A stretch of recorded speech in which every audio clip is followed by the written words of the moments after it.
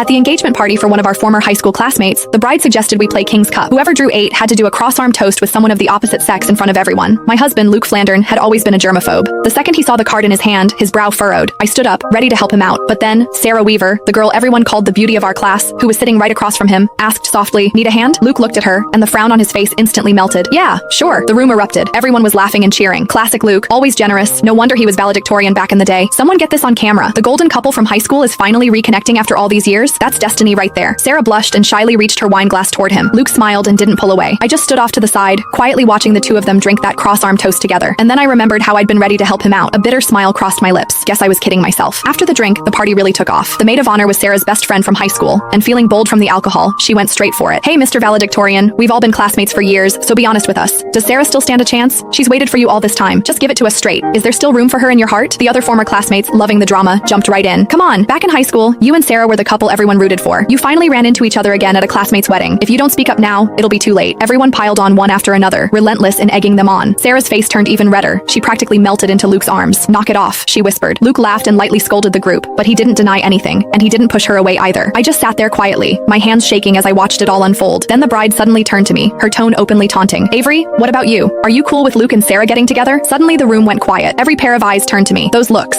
curious, mocking, hungry for a show, yanked me straight back 10 years, to the day Sarah confessed to Luke. I remembered it like it was yesterday. It was a sunny afternoon during gym class. In front of everyone, Sarah laid her heart out to Luke. At the time, Luke was already my boyfriend. Too embarrassed to turn her down directly, he shot me a helpless look. Acting on instinct, I stepped in front of him. "Sarah, Luke doesn't like you. Please stop putting him on the spot." Sarah froze. Her eyes went red, and tears immediately started streaming down her face. Luke's expression shifted too. Without a second thought, he shoved me aside and ran after her. The people around us immediately started whispering, "Avery's out of line, don't you think? What does who Luke likes have to do with her? She's such a busybody. For real, who does she think she is? Just because she sits next to Luke, she acts like she owns him. So gross." I stood there helplessly, trying to explain that I wasn't just his desk mate. I was Luke's girlfriend. But just then, Luke came back to grab some tissues. He heard what I said and stopped in his tracks. "She's joking," he said it to the classmates around us, defining our childhood sweetheart relationship of a year and 8 months with a single sentence. For that entire gym class, I endured the strange looks from everyone around me until I wished the floor would open up and swallow me. That night, I hid in my room and cried by myself when Luke knocked on my door. He apologized, saying he hadn't meant it that day. He just didn't want everyone gossiping about us, so he hadn't admitted we were together. He also said I shouldn't have been so harsh with Sarah. She had cried for a long time afterward, and he couldn't stand seeing her like that. In the end, he gave me a braided bracelet and made me a promise that once we graduated, he would officially tell everyone we were a couple. 10 years later, that braided bracelet was still wrapped around my wrist. I snapped back to the present. The bride was still defending her best friend. "Sarah, don't try to stop me. Back in high school, Avery was always causing problems.